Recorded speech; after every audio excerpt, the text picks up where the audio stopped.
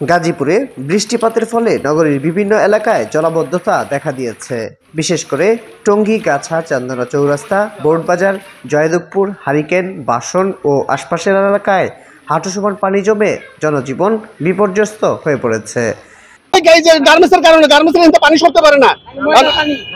সোমবার সকালে অফিসগামী মানুষদের রাস্তায় নামতেই দুর্ভোগ পড়তে হয়। প্রধান সড়কসহ অলিগলিতে জমে থাকা পানিতে যানবাহন চলাচলে প্রতিবন্ধকতা সৃষ্টি হয়। অনেক এলাকায় অটোরিকশা ও ছোট যানবাহন চলাচল বন্ধ হয়ে যায়, ফলে যাত্রীরা ঘন্টার পর ঘন্টা যানজটে আটকা পড়েন।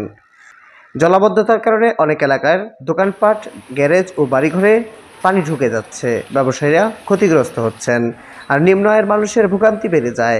বাজারের অনেক স্থানে নষ্ট হয়ে যায় পণ্য সামগ্রী। জলাবদ্ধতা দীর্ঘস্থায়ী হওয়ায় মশার উপদ্রব বেড়ে ডেঙ্গু, ম্যালেরিয়া ও চর্মরোগের আশঙ্কা তৈরি হয়েছে। বিশেষজ্ঞরা জানিয়েছেন, দ্রুত পানি নিষ্কাশনের ব্যবস্থা না করা হলে পরিস্থিতি আরও ভয়াবহ আকার ধারণ করতে পারে। কারণ হিসেবে স্থানীয়রা বলছেন, ড্রেনেজ ব্যবস্থা দুর্বলতা ও অপরিকল্পিত নকশা, খাল নালা দখল ও ভরাট হয়ে যাওয়া, নিয়মিত ড্রেন পরিষ্কার না করা, দ্রুত নগরায়ন ও অপরিকল্পিত উন্নয়ন। স্থানীয়রা অভিযোগ করেছেন, প্রতিবার বর্ষায় একই সমস্যা হয়, কিন্তু সিটি কর্পোরেশনের কার্যকর কোনো উদ্যোগ নিচ্ছে না।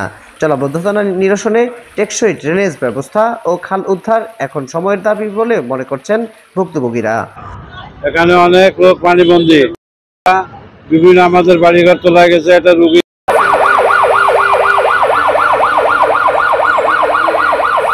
গাজীপুর সিটি কর্পোরেশন কর্তৃপক্ষ জানিয়েছেন, বেশ কয়েকটি প্রকল্প হাতে নেওয়া হয়েছে। ড্রেন নির্মাণ ও খাল উদ্ধার কার্যক্রম চলছে।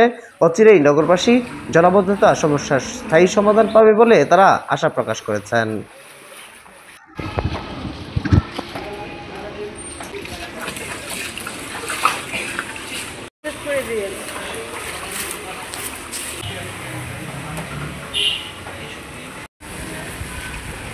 ভাই